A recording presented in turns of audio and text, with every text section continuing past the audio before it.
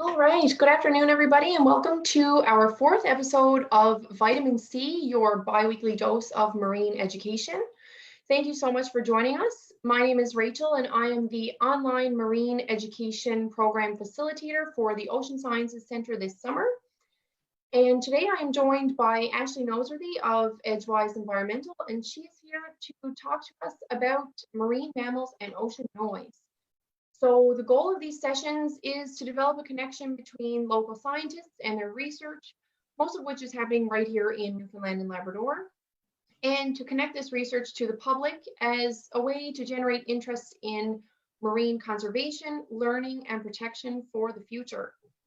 So if anybody has any questions throughout Ashley's presentation, feel free to post those in the comments section of our video, and we will certainly do our best to answer those throughout the course of the session. And if you are watching this video as a pre-recorded session, then feel free to comment those questions as well, and I will certainly do my best to get those answers to you. But yeah, so throughout the summer this year, we are doing a little bit of a different approach to our public education program. So every 2 weeks, we have been doing these sessions throughout the summer. So if this is your first time visiting, then feel free to tune in to other sessions that will be happening this summer, or to take a look at ones that we've previously done as well. So like I said, if you have any questions, feel free to pass those along. And Ashley, I will let you take it away. Awesome. Thanks, Rachel. I'm going to share my screen and I'll give a little bit of an introduction to myself. It's kind of built into the presentation so that you get to look at some photos instead of just kind of staring at me. So there we go. So I want to talk today about marine mammals and sound, both the sound that marine mammals generate, as well as sounds that humans create in the water. And hopefully you have your sound on and that you're listening to me. But to start off the presentation, I'm just going to play a quick clip of some underwater acoustics of humpback whales, just to kind of get things started.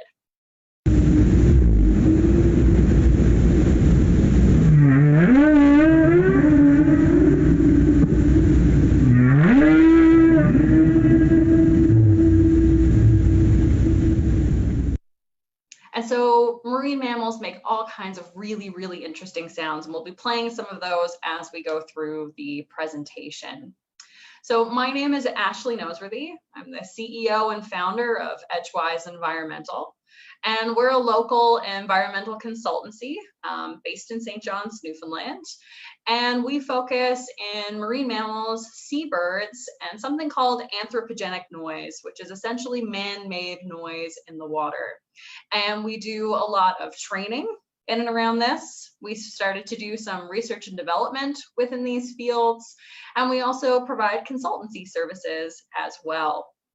And so my background is certainly a varied one, and I had to include some photos of perhaps where I began, which was actually the Ocean Sciences Center. So I recognized from a very young age that I had quite a passion for marine mammals, and I actually started volunteering at the Ocean Science Center when I was quite young, and maintained that role in those positions and ended up working there for a total of 12 years. So I spent quite a bit of time, and that's really where the passion kind of grew. And I really started to understand some of the science and kind of hone my skills in terms of marine mammalogy. I have a background in biology from Memorial University, and I completed a master's in international marine environmental consultancy from Newcastle University, which is in the UK.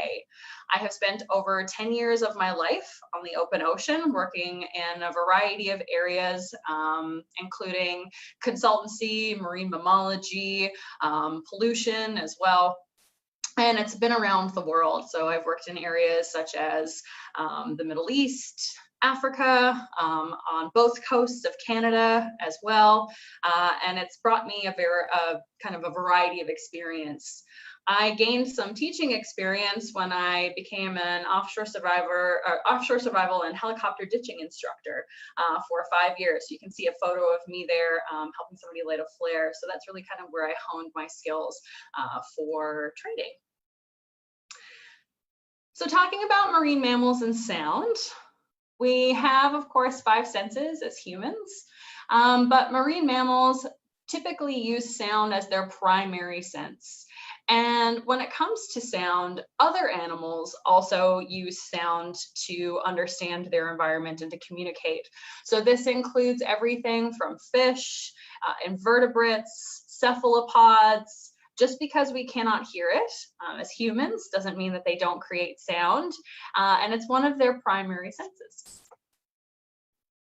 However, if something is too loud in our environment as humans, we always try and move away from it. We might want to plug our ears, of course. We can tell when something is very, very audibly uncomfortable. So we can tell if there's something that we're experiencing in our environment in terms of sound that is just too loud or it's making us uncomfortable. And sometimes we can feel it. If you think about going to a concert, and sometimes you can feel kind of the bass going through your body and your ears might be ringing afterwards. Those are some residual or after effects of sound. It might not be so easy for marine mammals to do that. So of course, they may be able to move away, but talking about different types of noise that humans put into their environment, they can be global and they can travel around the world's oceans. So not being able to leave their environment, and then if we kind of stack up some of those different types of sound that humans can make, then it makes for a much louder ocean, and it can have some long-lasting effects on marine mammals, and it can impede them in certain ways.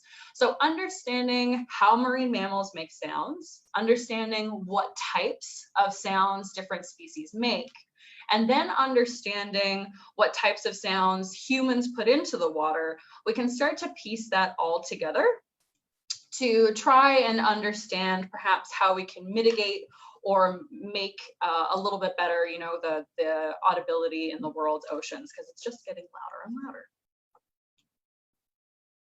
So when we think about us humans and how we interpret sound, of course, we interpret sound in air, and sound that moves in air and sound that moves in water is very different.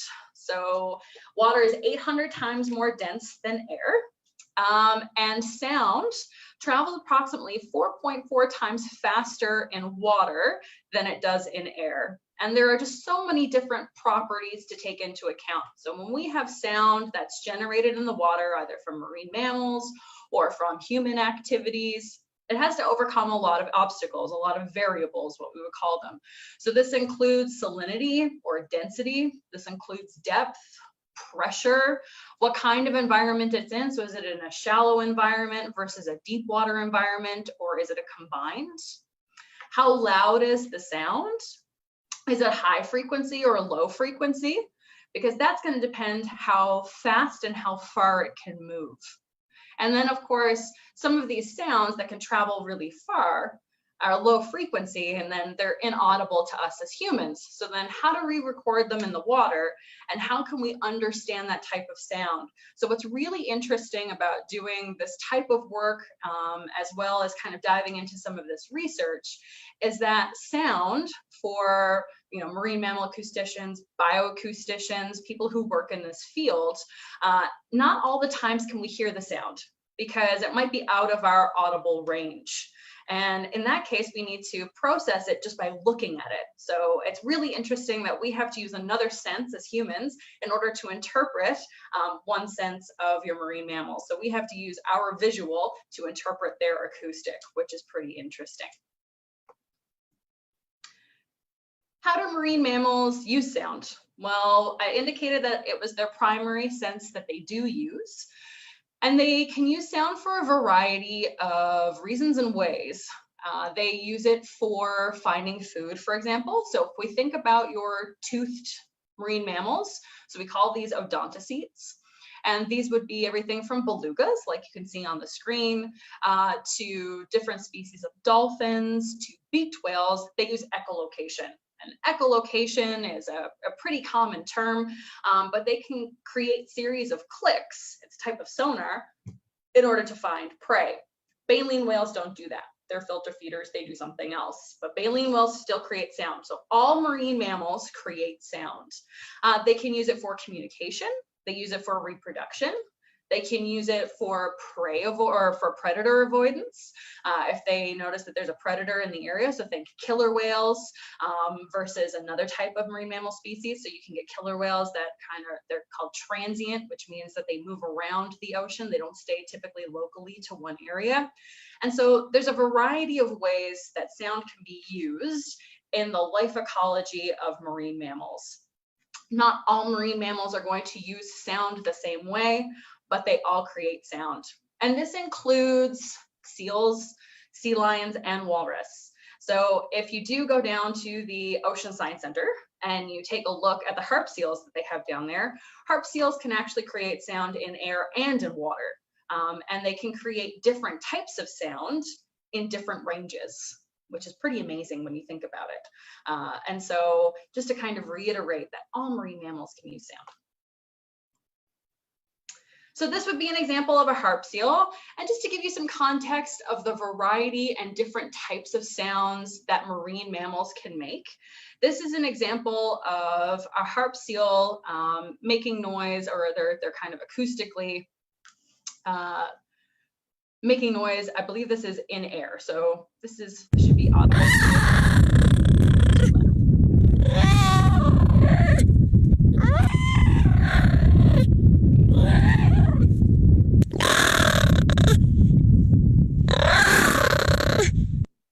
So if we think about what harp seals might need to use sound for, say in air, if we think about their life ecology, they have their pups on the ice. And so your pups and your mothers need to be able to communicate, and they tend to travel in really large herds. And so your pups and your mothers also need to have a distinguishing call if they're in a really large group. It's the same as if humans, unfortunately, we can't do this today, just given the world's situations, but if humans are in really large groups, and of course you have mothers and children, or parents and children, or guardians and children, then of course you're always in attune to that particular sound of your own child. You'll be able to pick that up pretty immediately. And so those are some similar sounds. The walrus. So this is in the what's called an Odobenidae family. So the walrus is primarily an Arctic species, and they create, in my opinion, some of the most interesting sounds of some of your marine mammals. They tend to sound like bells and gongs, and they emit these underwater. And so sometimes we can get walrus showing up in Newfoundland, for example. It's very, very rare. Like I said, they're predominantly an Arctic species. And so they reside in and around the ice. So this is an example, and what you're gonna see coming across the screen is what we call a spectrogram. And so what will come up is we're actually now viewing the sound. So when I press play, it's gonna start to scroll across the screen, and not only are you gonna be able to hear the sound, but we're also going to be able to see the sound. And we can see things like amplitude, which we interpret as the loudness of a sound. And we can also see things like frequency, which indicates what type of animal this may be. So this would be an example of a walrus.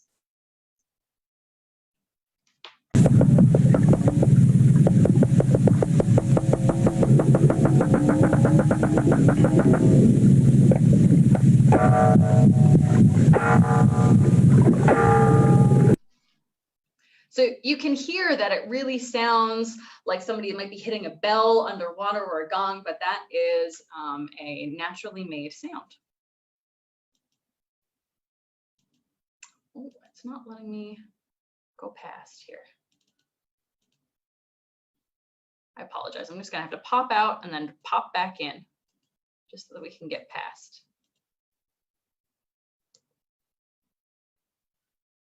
There we go.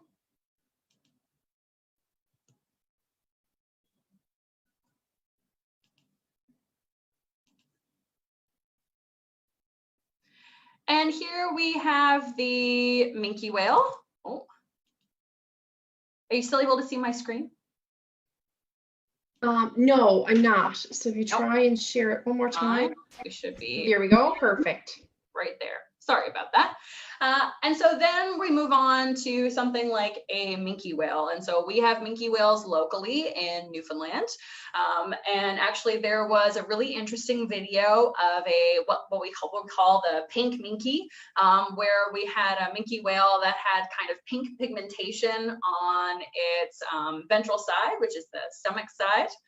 And they create some really interesting sounds in the water as well. So your large baleen whales, the ones that we tend to see around Newfoundland, like minke whales, humpback whales, we have fin whales, blue whales, North Atlantic right whales, they create low frequency sounds. So these are sounds that are going to be on the lower end of our audibility, so our ability to hear. And they can even go even lower still to the point where we cannot hear them. And so what's going to come up across the screen is an example. It's called a boing sound by a minke. And again, you're going to be able to see that come across the screen.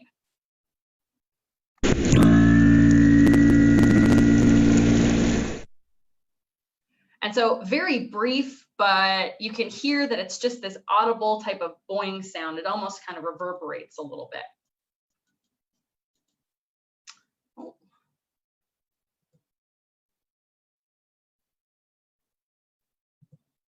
Go.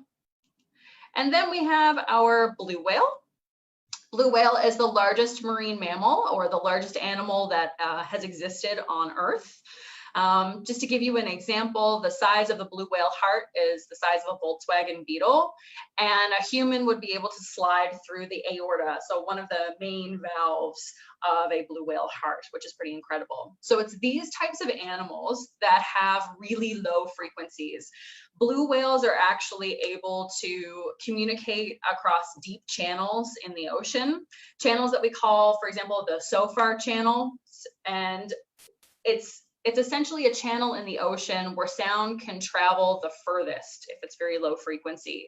And so it's believed that blue whales tend to use these channels to communicate with conspecifics or other blue whales around the world. And this could be for reproductive purposes, for general communication. It can be for a variety of reasons. And a lot of time when we take these types of sounds and we record them, we have to then take it and we need to do something called post-processing. So we need to put it in a piece of software, and then we need to actually, if we want to hear it, we need to up certain parameters in order for it to make it audible to us. We either need to speed it up, or we need to just kind of increase a few different things. So I always tell people, when you're doing research or when you're doing any type of work with marine mammal acoustics, it's really a blend of biology, math, engineering, and computer science. So it's kind of a mix of all of those things. You kind of need skills from each thing, or people from each section. So take a listen.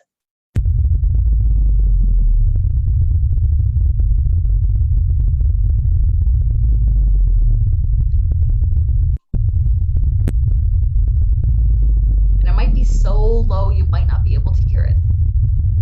Might be really, really difficult, but I'm going to give you a resource at the end of the presentation where you can go and you can find more yourself.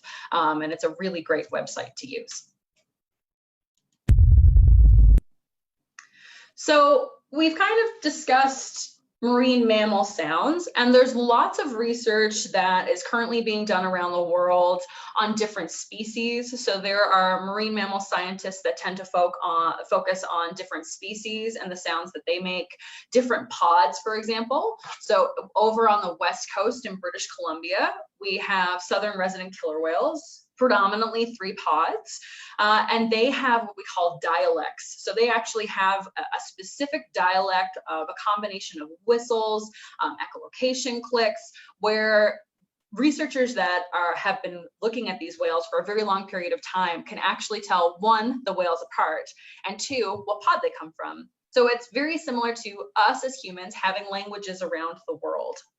And then if we think about it further, if we think about Newfoundland, if you travel around Newfoundland, there's different dialects where you go in each section of Newfoundland, and marine mammals have those same things. And there are people that dedicate a lot of their research to just understanding the intricacies of those types of elements.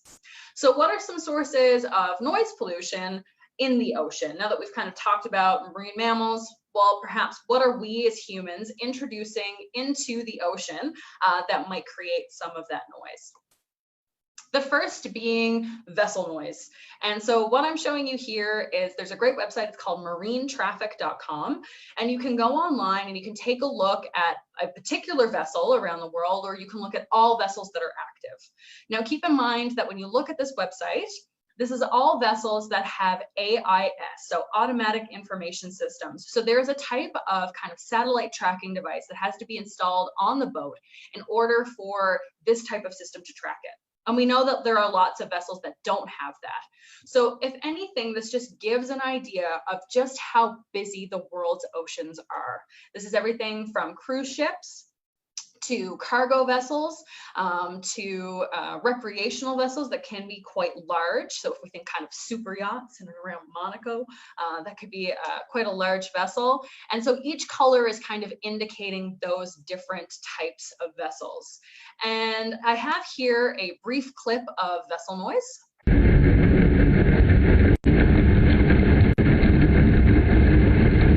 So you can hear it's just constant. And so what part of the vessels are creating the noise in the water? Well, it's the hydrodynamic sound that's coming from the vessel actually moving through the water. And it's also the cavitation from the propeller. So as the propeller spins, it's actually creating bubbles, and inside the bubbles are steam. And when those bubbles pop, it creates noise. And if you have a lot of bubbles and a lot of popping, it creates a lot of sound. And so, of course, if we have multiple propellers on the ends of these vessels, it can create a lot of sound. Larger vessels create lower frequency sound. Smaller vessels tend to create higher frequency sounds. And so if we think about the vessels that are currently out on the water for the recreational fishery, those tend to be smaller vessels that have higher frequency sounds. So it would be your toothed animals that might either be attracted or potentially avoid those potential sounds, especially if it's in an aggregate area. Other types of sound that might be created in the water by humans include renewable energy. So this is wind farm installations. So if we're installing wind turbines in the water, or tidal turbines as well. So with tidal turbines, of course, it's the spinning of the turbines. And then if they're bottom mounted, which means that they actually sit on the bottom of the ocean, that can create vibration in the bottom of the ocean, and that can carry through.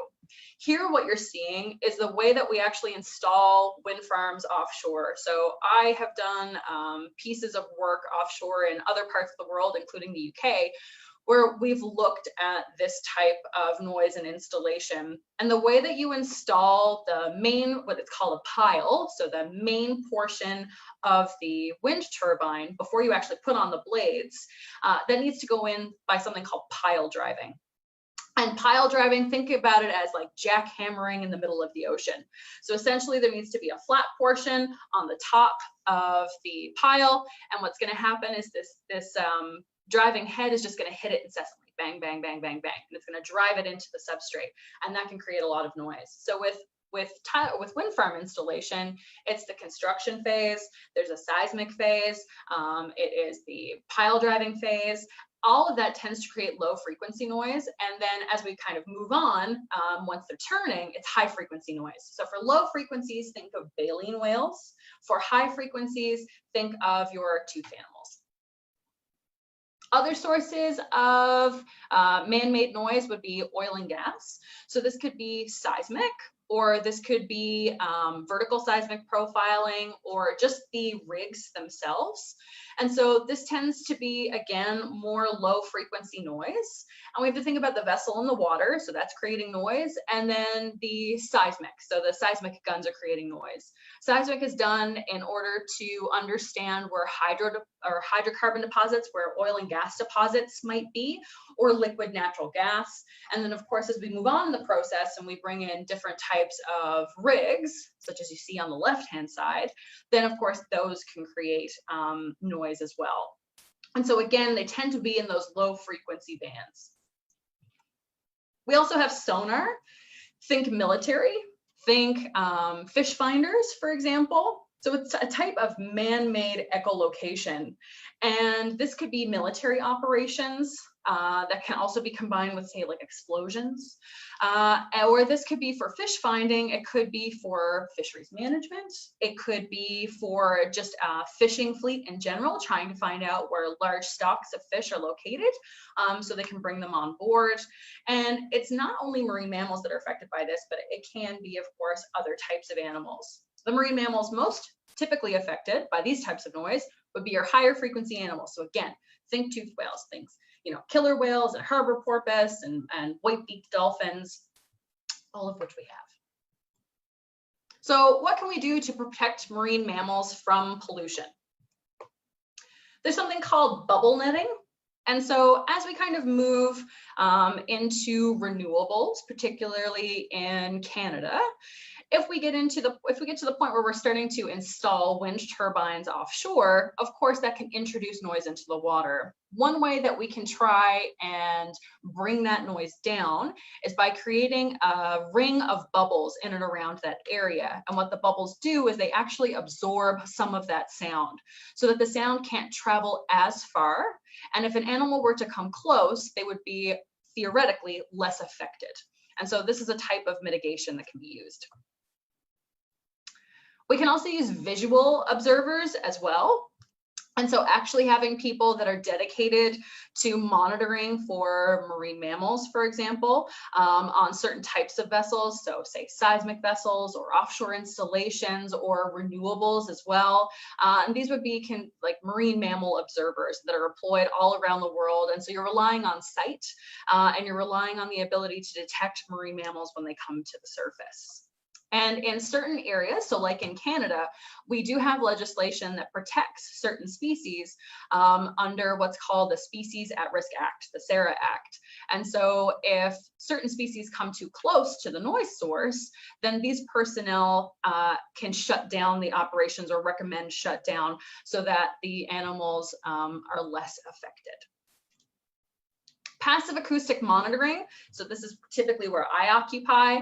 So this is actually putting what's called a hydrophone, so it's an underwater microphone, into the water, and then you're actually listening. So you have a lot of gear in the water, and then you're sitting in front of a bunch of computer screens, and you're interpreting that data potentially in real time. And so you're seeing it come across the screen, and then your job essentially is to determine if the noise is from a marine mammal. Maybe it's from the vessel, maybe it's from something else. You can then store and record that data, and you can use that data in a variety of ways, not only for mitigation of potentially turning off these anthropogenic sounds, but understanding the sounds that have been created.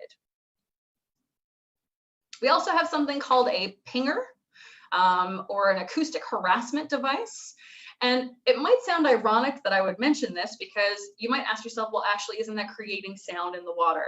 And it is, but they tend to be used in and around aquaculture to allow for predator avoidance. So if we think about any aquaculture that's set up in and around, say, a local seal population, if you have a fish farm full of salmon, that's some really easy prey. And so types of mitigation that can be used are also what are called active acoustics. So it's not just listening for these sounds, but creating sounds to hopefully mitigate and against any type of interaction with the marine mammals.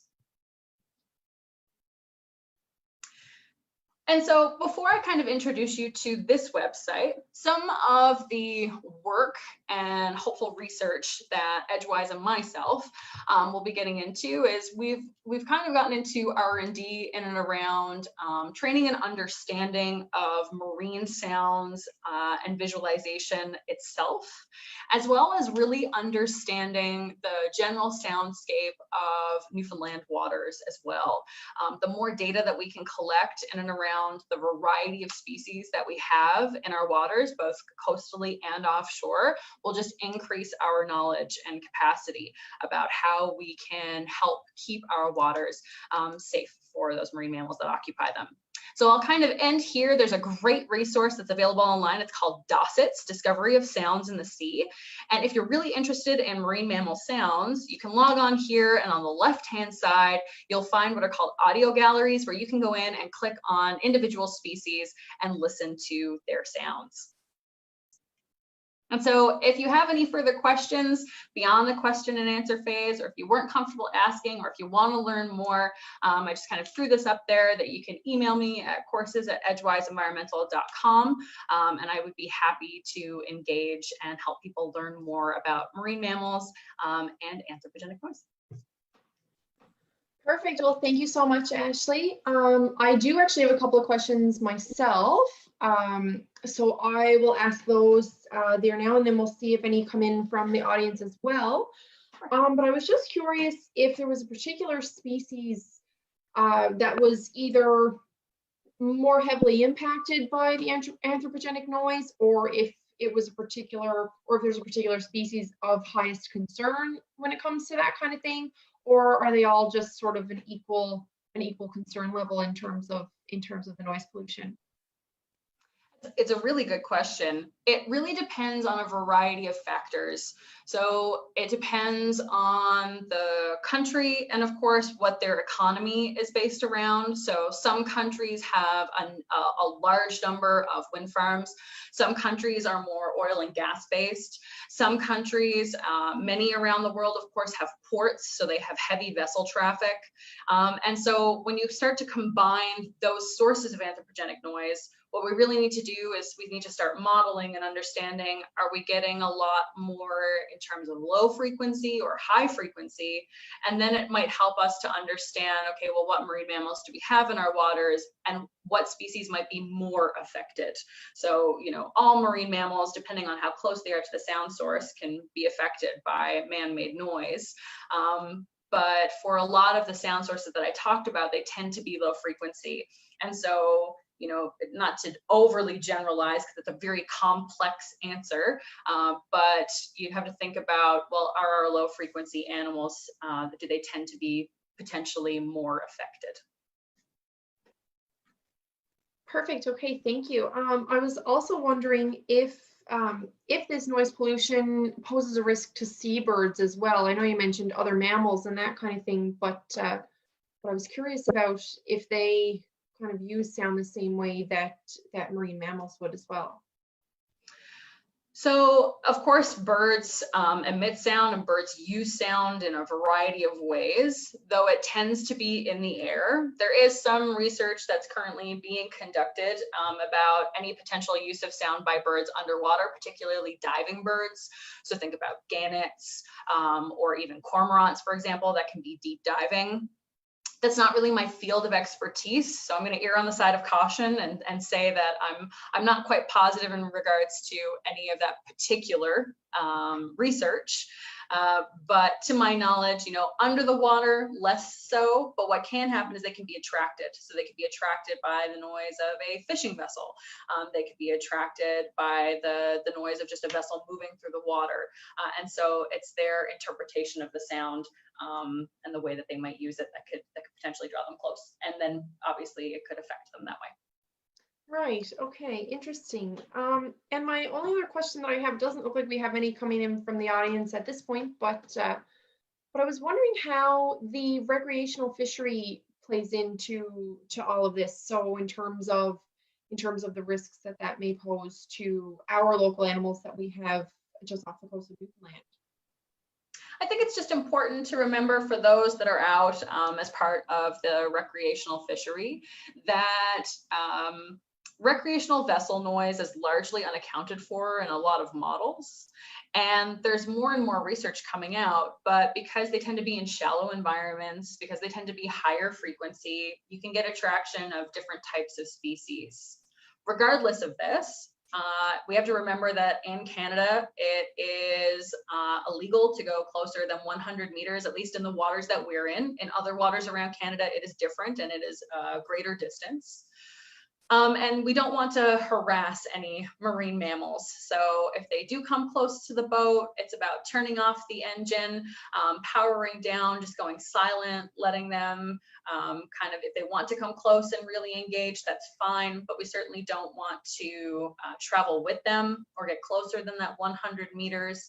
And we have to remember that it's their environment and we're introducing our noise into their environment, especially if there's a number of vessels around. So it's just about always having having that mutual respect of the ocean and the environment, and kind of what we're taking from it. Wonderful. Yeah, I guess we need to remember that we are visitors in their home and they are not visitors in ours. So they can't leave if we're too loud. Yeah, so let them take the lead. Hey. Right. Perfect. All right. Well, I guess it doesn't look like we have any audience questions, so I guess we'll leave it at that for today. But thank you so much for joining us, Ashley. And like I previously mentioned, if anybody in the audience is interested in tuning in a couple of weeks, we will have another session then as well. And like I mentioned before, also, if you have any questions, if you're watching this back as a recording, feel free to post those too. But other than that, we'll leave it there and have a wonderful rest of your afternoon, everybody. Thank you so much for tuning in. Thank you.